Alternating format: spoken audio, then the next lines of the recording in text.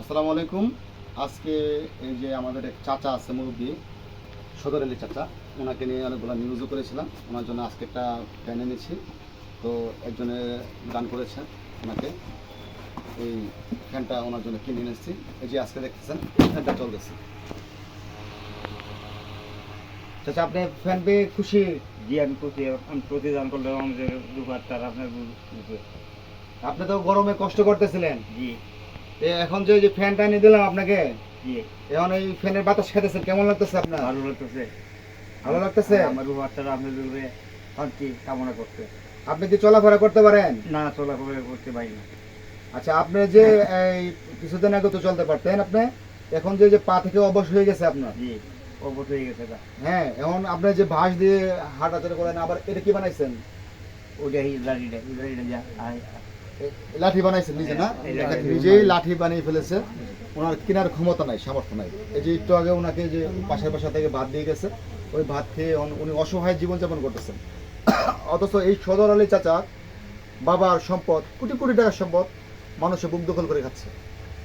ওনাকে নিয়ে আমি কিছুদিন আগে একটা নিউজও করেছি, আপনারা গণমাধ্যমে দেখতে পাচ্ছেন, বিভিন্ন পত্র পত্রিকা সোশ্যাল মিডিয়ায় আসছে। তো ওই উনি ওই আপনাদের গ্রামের বাড়ি কোথায়? কেন্দুয়া? কেন্দ্র বেহুরাডি রাজবাড়ি। কেন্দা, বেহুরাটি, রঘুনাথপুর, রাজবাড়ি ওনার বাড়ি। তো এখানে ওনার বাবা কিন্তু কি ফকির? আপনার বাবার নাম? আমার বাবার নাম হচ্ছে সোনাফর ফকির, আমার সোনাফর ফকির।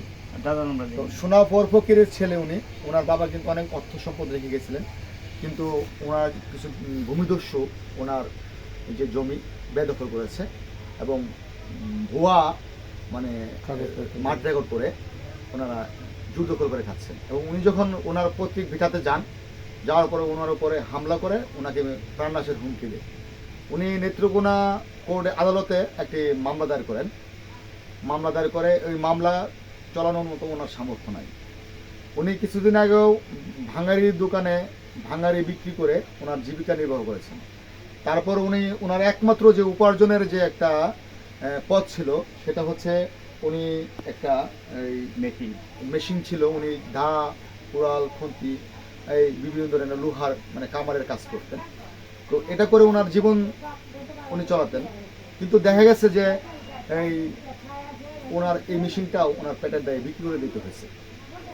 তো আপনারা যারা মানবিক লোক আছেন, যারা মানবতার ফেরিওয়ালা, এই চাচাকে সহযোগিতা করার জন্য আপনাদের কাছে বিনীতভাবে অনুরোধ থাকবে। যে চাচার বাড়ি হচ্ছে নেত্রকোনা আনন্দবাজার সংলগ্ন সদর আলী, ওনার নাম সদর আলী ফকির। উনি খুব অসহায় জীবনযাপন করতেছেন। এবং যারা প্রশাসনের লোক আছেন, যারা বিজ্ঞ আইনজীবী আছেন, যারা জজ সাহেব আছেন, তাদেরকে একটু দৃষ্টি আকর্ষণ করবো যেন ওনার মামলাটা উনি খরচ চালাতে পারতেছেন না, সরকারিভাবে যেন ওনার খরচটা চালানো হয় এবং ওনার পাশে যেন সবাইকে দাঁড়ান। তো ধন্যবাদ সবাইকে। আজকে এই পর্যন্তই। এই যে ঠান্ডা ফ্যানের বাতাস খাচ্ছি, সবাইকে ধন্যবাদ। সবাই মানুষের সেবায় থাকবেন। আপনার হে বিব্রত হইতে আসে নাই কেউ অবনী পরে, প্রত্যেকে মোরা পরে তোরে। ধন্যবাদ চাচা। সবাইকে একটাই করে দেন, ধন্যবাদ দেন যে আপনাকে ফ্যানটা দিছে। আর ওনার চিকিৎসার জন্য কিন্তু টাকার প্রয়োজন, প্রায় 50,000 টাকার মতো লাগবে। যদি কেউ মানবিক ব্যক্তি থাকেন তাহলে ওনাকে সহযোগিতা করবেন, আমার এই ফেসবুকে যোগাযোগ করতে পারেন অথবা সরাসরি আসতে বা সরাসরি আসতে পারেন, এখানে এসে ওনাকে সহযোগিতা করতে পারেন। ধন্যবাদ। ধন্যবাদ।